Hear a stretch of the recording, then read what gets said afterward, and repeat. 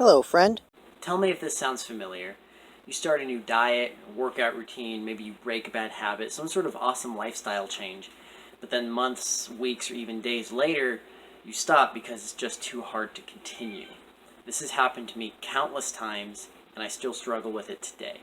And the reason why this happens very often is because this lifestyle change isn't sustainable. So with this video, I want to break down what is sustainability, why is it important, and what can we do about it. Hello, welcome to Philsoul. My name is Ollie. What is sustainability? Sustainability means that you have some sort of lifestyle change that you can keep up over a long period of time, maybe indefinitely, without it negatively impacting your mental health, your physical health, or your situation. A personal example of this for me would be my workout routine. In my teens, I was working out on and off, and eventually last year I got myself to a place where I actually worked out consistently for a year, and it was awesome. But then life happened, different circumstances, depression, stress, summer heat, my schedule, and I wasn't eating right, I wasn't recovering right. Eventually, it got so difficult to do, even after toning it down a lot. My workout routine for me, where I was at and who I was, it was not sustainable for me. And so, the concept of sustainability actually, I don't see talked about very much, but I think it's super important and explains a lot for a lot of people. The only other channel I can think of that talked about it was a channel called ATHLEAN-X with Jeff Cavalier. Fantastic channel if you're looking for fitness advice, things like that. I really recommend you check it out. Parental warning, there's some language in a lot of the videos, but anyway. So Jeff Cavalier talks about sustainability within the realm of diets and workout changes and things like that. And it's very, very true and very, very applicable for a lot of us.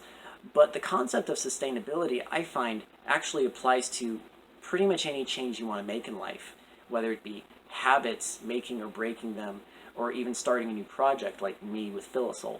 We operate out of habit in many areas of our life, whether it be muscle memory or urges and cravings or even the thoughts we think. They are largely habitual. And so when we try to do something different than what our habits say, which we totally have the power to do that, we can use deliberate reasoning and make choices. As we do that, it can be difficult or uncomfortable to go against what our default says, right? And it becomes more difficult the more drastic the change is.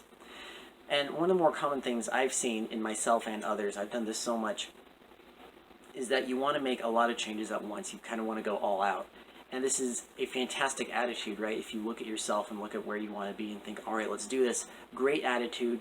Please keep that. But I find that, I know I've done this, and I think a lot of people do, we're not super strategic about it. And so we end up wanting to make a lot of big, big changes at one time. But it takes effort to do that. And so when you're making bigger changes and more changes at once, that is exponential effort. And it can be very difficult. It can drain you, and then you eventually stop. It's really important to keep in mind that making new habits and lifestyle changes requires time, focus, effort, patience, and practice. And if you can do this, more power to you, but the rest of us mortals can't just snap our fingers and say, oh, this is a habit now. It takes time. We have to make these decisions over and over deliberately, despite what our current habits say, so that we can reform these new habits. And it helps to remember, I find, to remember what you want and why you want it to stay on track, right? And that's exactly why it's helped me to start small. And so then I don't get overwhelmed with making big drastic changes, and I can learn where I'm at in terms of my discipline or my ability to schedule or wherever it is that I want to improve. Starting small lets me see how I can grow and make real progress. I'm producing weekly videos for Philsoul, and I have been since I started it almost 3 months ago. I was not able to do that before. I mean, maybe it doesn't sound like a big deal, but I would have a really tough time with personally motivated projects. Like keeping a job, for example, I can do that. But anything that's purely on me to keep myself accountable was near impossible. And I certainly couldn't take on too many new changes or habits at once, and this was difficult because I would have insecurities about thinking that I was behind in life or I wasn't capable enough, I need to do this and that. And so then I would want to make all these changes at once, but it became so difficult, and it just proved to be a surefire way of failing to make a new habit, right? Taking on too many new habits at once is very difficult because the effort and the deliberate action you have to put forth to do these things now becomes exponential. Tackling too many lifestyle changes at once also makes it harder to absorb and appreciate the effects of this new lifestyle, and then compare where you are now with where you used to be. And that's really important for learning and staying motivated. It's kind of like taking 5 different supplements for some health issue you have, and maybe you will get better, but then you don't really know what helped and what didn't, right? It's more helpful, I find, to find real lifestyle changes that you can do, or at least put in a good effort towards and grow into over time, that you can sustain for your whole life and just be part of your lifestyle, rather than living as you are now and also kind of forcing yourself to do some other temporary gimmick that might not work and you'll give up in 6 months. And it's really important to note that a habit, a lifestyle change, really is something that you grow into. You have to grow into this person that can do the thing. And it's really important to view that way. Of course, this does not mean to only ever do things that you know you're already totally capable of. You should push your limits. But you also want to walk that fine line of avoiding the burnout of doing things that aren't sustainable for you. So for me, I had to pay attention to what I was doing and how it was affecting me. When there was something good for me and I knew it was helping me in my life and getting me where I want to be, it was then my responsibility to acknowledge it and appreciate it and reinforce that fact in my mind and be like, okay, this is something I should be doing for my life. And I also had to pay attention to the things that weren't working so well, the things that were draining me more than they were helping me, or they were just too difficult to keep up. And I had to think, okay, should I stop this? Should I tone it down? Should I go about it in a different way? It's really, really important for me to avoid that burnout, because then when I feel the burnout and then I get depressed and my productivity just drops to zero, and I'm not able to do any of these lifestyle changes that I want to do and that I know I should be doing for my future.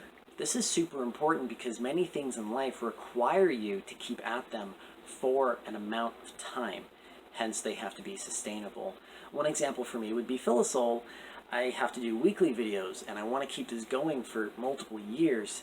Obviously, that would not be possible for me if the steps that I needed to take in order to do Philosol were not sustainable, right?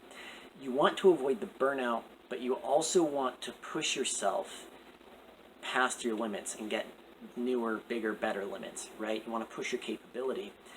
Think about, driving, for example. You started out, you weren't able to drive. You might have even been nervous of driving. It might have been scary. And now you drive. It's totally normal. Lots of people do it. You don't even think about it, right? And maybe you watching, maybe you don't drive, but you get the idea, right? We all have this in some capacity in our lives.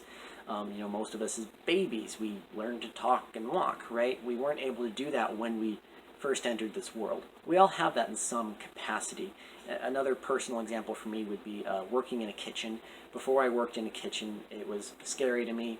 Now that I work in a kitchen, it's not scary anymore. I'm comfortable doing other jobs of this type. And breaking habits is basically the same too. You choose what you want to do, you take the steps to get there while being mindful and careful about changes that are so drastic that they might hold you back and burn you out over time. I have found it very useful to start small with things that I know I can put a good effort towards, and with an attitude that I can do it and I want to do more and I can grow and this is good. And then I can grow from there once these things become very normal for me, right? My current level of productivity with Philosol is at its best now because I didn't defeat myself before I started, right? And I kept an attitude of positivity and growth and fulfillment. And it's very, very important for me to keep that in mind. When I make something good, some awesome video that I'm happy with and it helps people, I have to really acknowledge that. I have to reinforce that in my mind and realize this is a good thing to do. Then I'm motivated to do more. Be mindful, win the small battles. Those will help you win the big battles later on. Don't beat yourself up if you slip. Keep going. Eventually it will become easier and easier, and eventually it will become your default. It will become normal for you. You'll end up doing these better things, living a better, healthier life without even thinking about it. It took me a very long time to get to the health, the routines, the discipline, the productivity, even the morality that I'm at now. And I'm still not perfect. I still mess up. But I'm 1,000 times better than I was a couple years ago. And it's great to think big, but keep in mind that drastic changes may be too hard. And it's okay. It might serve you better to start with smaller changes that will then help you make those bigger changes down the line, right? It's great to think big, you should think big, but thinking big and doing these big things may not be the best immediate plan. If you want to outplay Kobe Bryant, go outplay Kobe Bryant, but just realize you might not be able to do it on the first game, right? You might have to put in the work. So put in the work that you can, and eventually you can go play Kobe. I really, really hope you got something great out of this, and I'd be really appreciative if you shared in the comments below any advice you have that you were able to use in your life to get your lifestyle to a healthier place, to get yourself on track. I'd love to hear it. We're all growing together. And of course, please feel free to leave feedback and share Philosol with anybody who you think will find it useful. And remember that you can subscribe and click the little bell icon to be notified every time I put up a new video, which is every Friday. Thank you so much for listening.